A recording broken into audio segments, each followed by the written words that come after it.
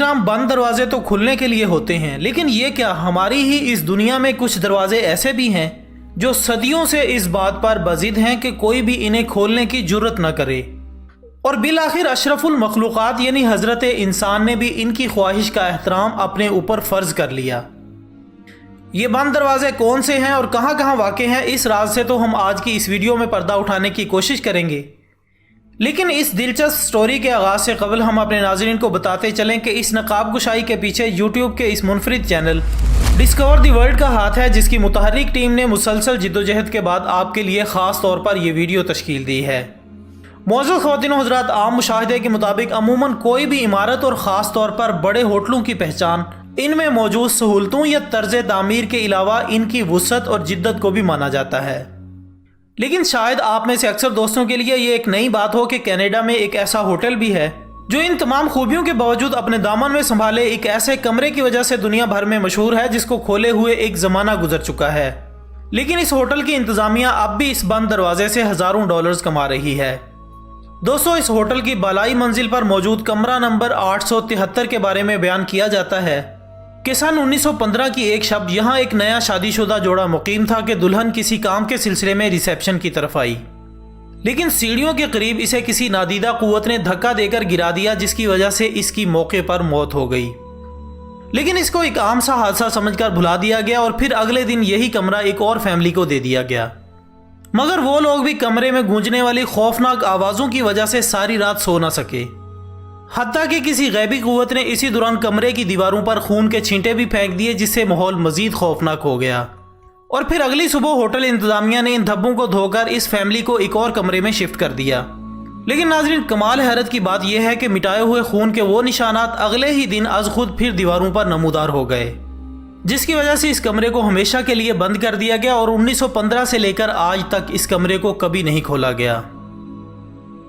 ناظرین گرامی، اس کے علاوہ 11ویں صدی عیسوی میں بھارت میں تعمیر ہونے والے اس مندر کی کہانی بھی بڑی دلچسپ ہے، جو کہ اگرچہ پرانی طرز تعمیر کا شاہکار ہے، لیکن اس کی اصل پہچان اس کی وہ 7 زیر زمین منزلیں یا کمرے ہیں جو ایک زمانے سے بند پڑے تھے، اور پھر ایک دفعہ سپریم کورٹ آف انڈیا نے یہ حکم دیا کہ ان پراسرار تہہ خانوں کو کھول کر دیکھا جائے کہ ان میں کیا راز دفن ہے، اور جب ان میں سے 5 تہہ خانے کھولے گئے تو کوئی آنکھ ایسی نہ تھی جو ان کے اندر سے نکلنے والی روشنی کو جذب کر سکتی، جو وہاں پر موجود ٹنوں کے حساب سے سونے سے نکل رہی تھی۔ یہ ایک ایسا خزانہ تھا جو اپنی مالیت سے کسی بھی ملک کی معیشت میں ایک نئی روح ڈال سکتا تھا، اور ایک اندازے کے مطابق اس کا 1000 ٹریلین روپے کے برابر تخمینہ بنتا تھا،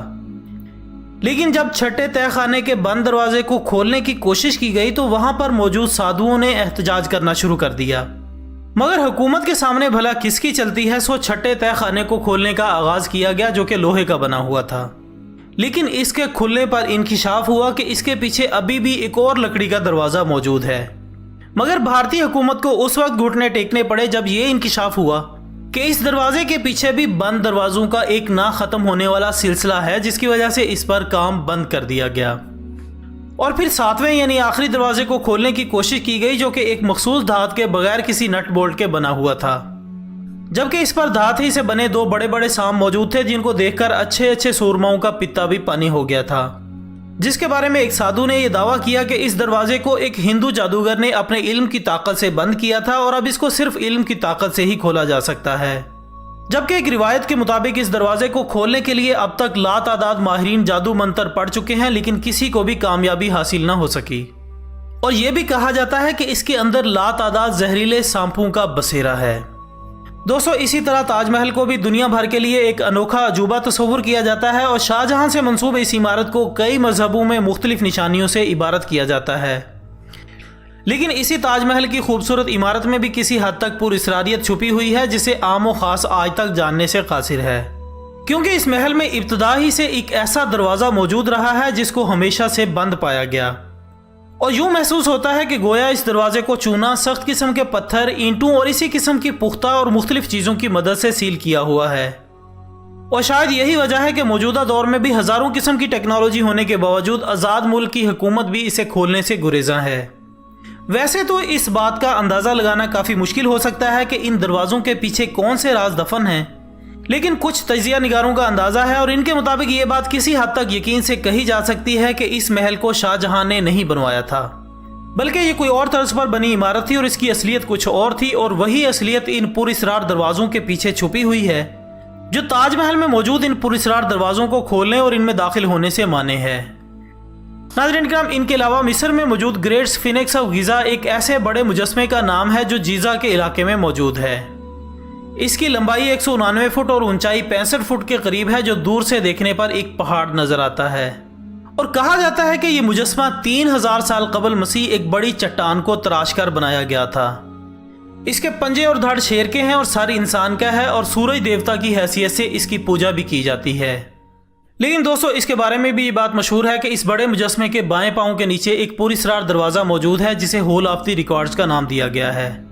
और कहा जाता है कि इस दरवाजे के पीछे हजारों किस्म के राज दफन हैं।